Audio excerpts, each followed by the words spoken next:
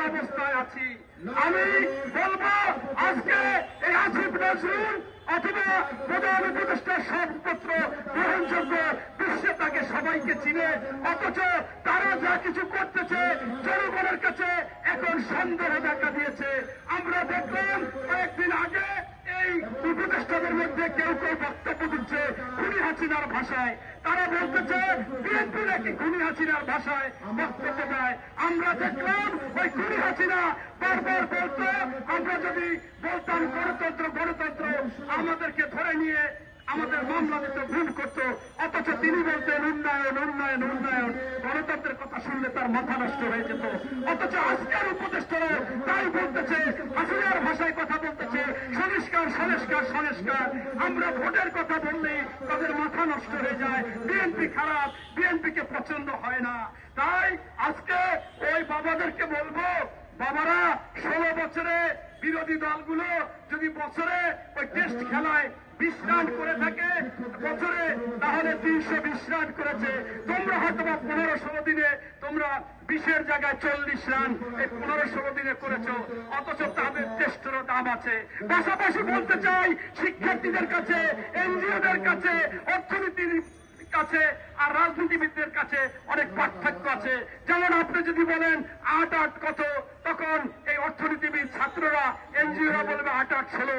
রাজনীতির ভাষায় এটাকে বলা হবে 88। তাই এই রাজনীতি আর অর্থনীতি এনজিও এক জিনিস না।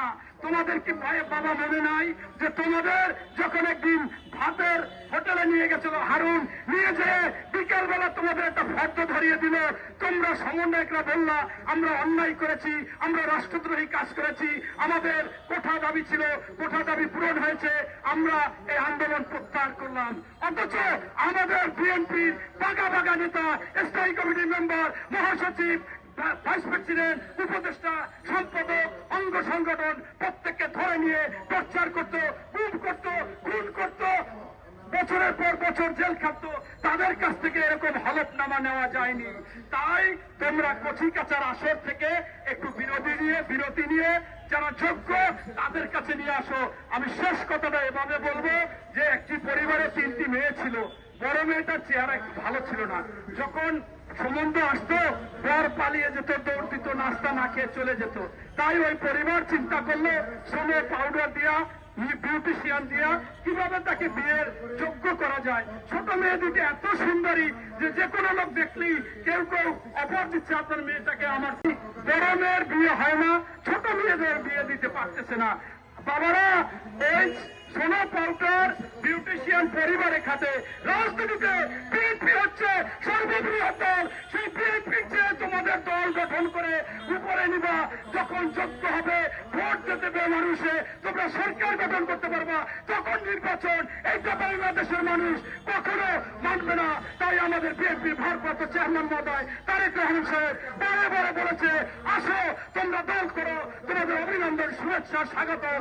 তবে জনগণের কাতারে এসে তোমাদের 10,000 টাকা কম্বল দেওয়ার জন্য সরকারি হেলিকপ্টার নিয়ে যাবা, 1 লক্ষ টাকা খরচ করবা, পুলিশ প্রোটোকল দেবা, এসপি ডিসিরা তোমাদের প্রোটোকল দেবে। এভাবে জুস পার্টি করতে দেওয়া হবে না। ধন্যবাদ। আসসালামু আলাইকুম।